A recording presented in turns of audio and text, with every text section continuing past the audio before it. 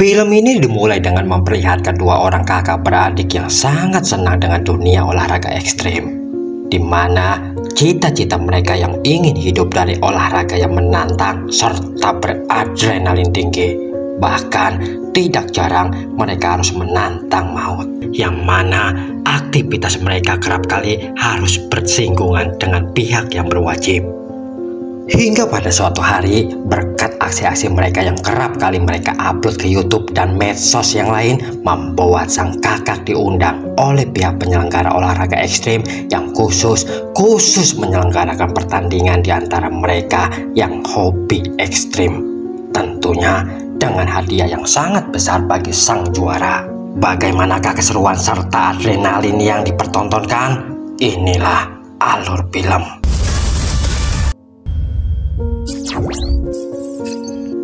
4 tahun setelah kejadian, tampak scene sedang memperlihatkan Deb selaku anak dari pemilik Maidan yang sedang melihat beberapa aksi yang diupload ke YouTube dari berbagai macam belahan dunia.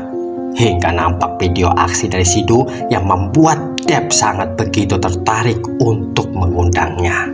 Saat Deb yang sedang asik menyeleksi, tiba sang anak buah yang terlihat memberitahukan sesuatu. Dan dengan bergegas, Deb keluar dari mobil kontainer dan menemui salah satu peserta untuk menantang dirinya bertarung aksi. Tentu saja acara yang dilangsungkan oleh Maidan ini termasuk acara yang ilegal karena olahraga ekstrim ini terkadang mengakibatkan nyawa peserta melayang. Dan oleh karenanya pihak keamanan pun berusaha untuk mencari celah untuk dapat masuk pada acara tersebut. Dan suenya lagi, informan mereka ketahuan oleh pihak Maidan hingga inilah yang terjadi. Since when have been dating the police? Mendapati sang informan telah tewas, tentu saja membuat berang pihak dari kepolisian yang nampak tengah mencurigai kalau Maidan ini bukan saja sebagai ajang olahraga, melainkan juga melakukan transaksi penyelundupan yang sangat berbahaya. Scene lalu beralih kepada Sidhu yang nampak sedang duduk termenung dikarenakan mengenang sang kakak yang 4 tahun lalu harus tewas di acara Maidan.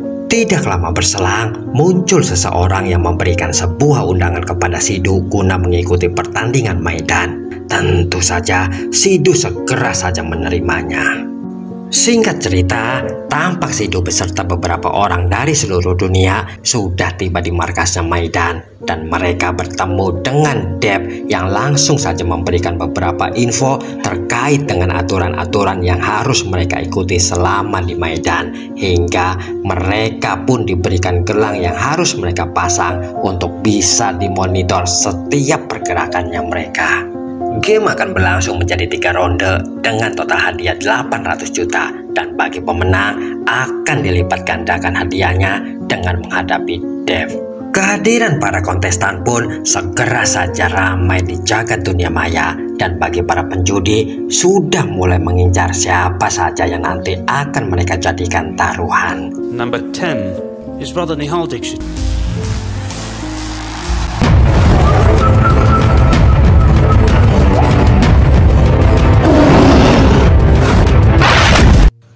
Malam harinya, tampak Deb yang sedang memperlihatkan plutonium di hadapan para pelaku bisnis. Rupanya, hal inilah yang telah dicurigai oleh pihak kepolisian bahwasannya ajang olahraga hanyalah sebuah kedok belaka dan penyelundupan plutonium sebagai bahan dasar pembuatan nuklir lah yang sedang mereka jalani. Keesokan harinya, game pertama pun dimulai. Sontak saja live streaming segera viral di dunia maya, tentunya dengan taruhan-taruhan untuk para kontestan.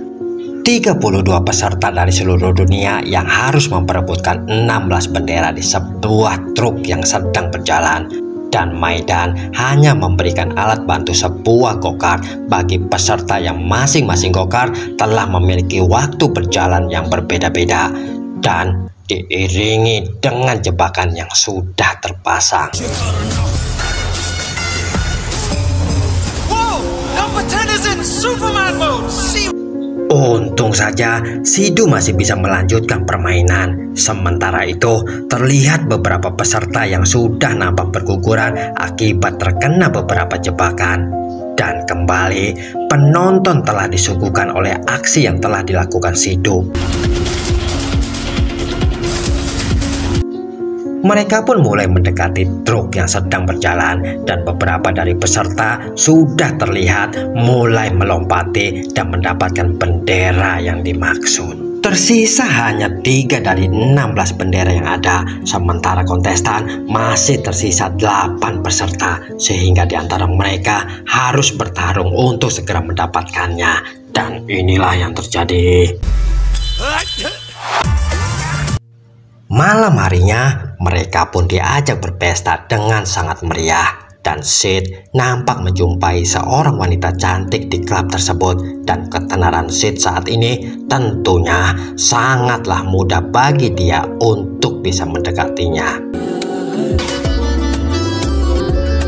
Saat Sid akan kembali, terlihat Inspektur Patricia yang sudah menunggu dirinya. Dan dia ingin Sido menjadi informan mereka, atau mereka akan menangkap Sido karena Sido tidak memiliki paspor di negara mereka.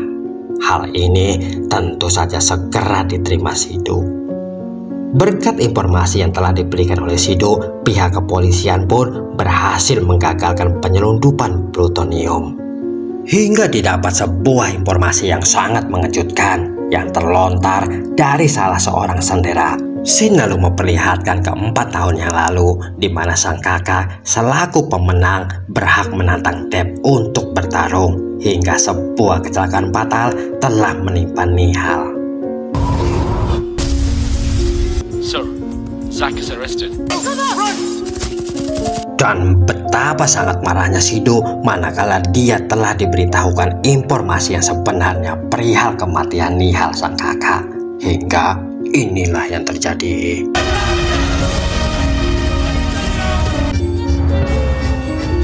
Game kedua pun dimulai, di mana kali ini para kontestan diberikan pasangan yang sudah profesional di olahraga sepatu roda, hingga mereka harus menghadapi 200 ekor anjing yang lapar guna mendapatkan sebuah bendera putih.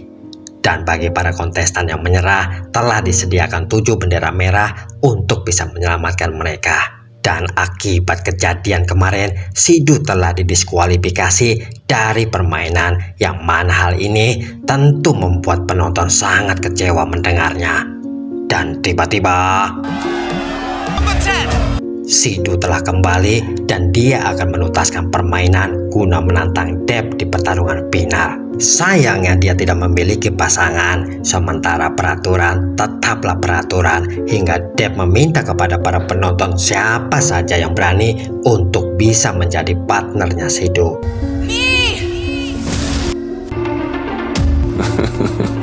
Dengan segera, para peserta berlari untuk bisa menghindar dari kejaran 200 ekor anjing yang lapar. Hingga tampak beberapa dari para kontestan yang sudah gugur dengan sendirinya. Pada akhirnya, yang tersisa hanya beberapa kontestan saja, dan mereka harus segera mendapatkan bendera putih guna menyelesaikan game tersebut. Hingga inilah yang terjadi. Ups, nyaris saja aliran listrik mengenai lehernya. Malam harinya, terlihat Deb yang coba mendatangi sang ayah. Dia nampak masih sangat kesal dikarenakan sang ayahlah yang telah menganulir keputusannya untuk mendiskualifikasi Sido. Dan kali ini Deb ingin menyingkirkan sang ayah beserta para pemilik guna memiliki sepenuhnya Maidan.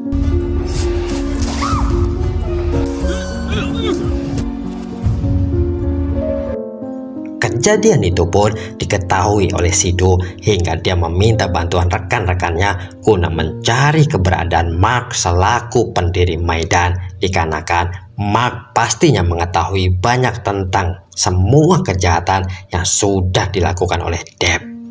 Hingga didapat bahwasannya Mark telah dikurung di sebuah kontainer yang bertuliskan Alice. Alice कोई इंसान नहीं लेकिन एक कंटेनर है. Dengan bergegas, Sido dan rekan polisinya mencari tahu di mana keberadaan kontainer tersebut, hingga pada akhirnya mendapatkan info kalau Mark telah dibebaskan oleh pihak kepolisian Deb lalu menyuruh anak buahnya untuk mendapatkan kembali Mark hidup ataupun mati. Terlihat Jack sudah menghadang rombongan polisi yang tengah membawa Mark hingga kejadian yang tidak terduga-duga pun terjadi. No, stop. Got it. Deb yang mengetahui pengkhianatan Jack beserta plutoniumnya yang telah hilang tentu saja membuat amarahnya meledak. Dan game ketiga pun dimulai. Deb yang sudah mengetahui kalau para kontestanlah yang telah membantu Sidu akhirnya menghabisi para kontestan kecuali Sidu. Secara otomatis dialah yang telah memenangkan game yang ketiga. Alih-alih Sidu senang, hal itu malah membuat dirinya terluka dikarenakan dirinya lah sahabat-sahabatnya telah tewas. Dan saat ini juga dia yang sudah dinobatkan sebagai pemenang malah menantang sang juara bertahan guna menuntaskan semua permainan dan semua dendam yang ada. Of course I accept. Game kali ini adalah game untuk hidup, di mana mereka harus segera melewati rintangan guna mendapatkan sebuah kunci guna menonaktifkan sebuah bom waktu yang telah dipasang di tangannya mereka. Terlihat mereka yang sudah mulai menuruni gunung dan ternyata Deb lah yang berhasil membawa bendera tersebut.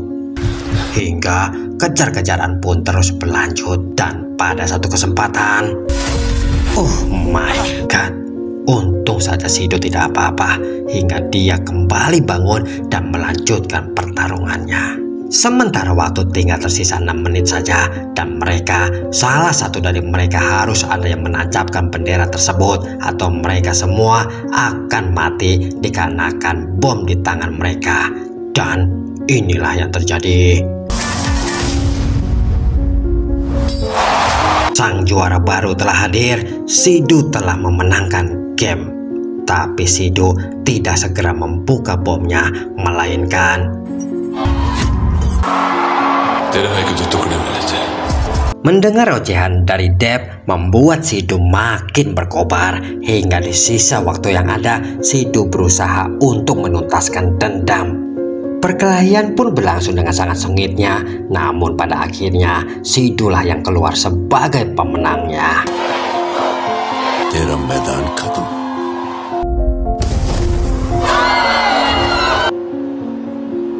Tamat, sebuah ending yang sangat mensidukan. Pesan yang bisa kita ambil, jangan serakah dalam hidup.